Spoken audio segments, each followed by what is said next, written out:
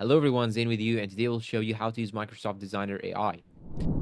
Okay, now the first thing that you should do is to simply head to Microsoft Designer.ai. Then here you have three options. Simply, we're going to try Create with AI. And now I want to create a banner. I'm going to click on this one.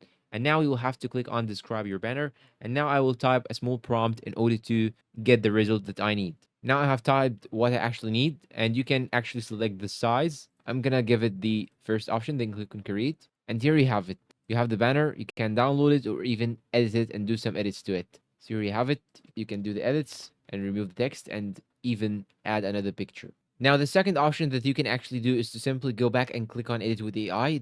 And now you have remove background, generative arrays, or so on. So I'm gonna simply click on remove background and I'm gonna upload a video or a photo, from the design I have. I have this one, this buddy. I'm gonna click on upload. Then I want to remove its background. So I will wait till the processing end. And here we go. We have this man without the background. And the last option here, you have design from scratch. You can simply click on any one of these templates and design and begin from scratch and do all the work as you are using any other Photoshop application like Adobe or Canva.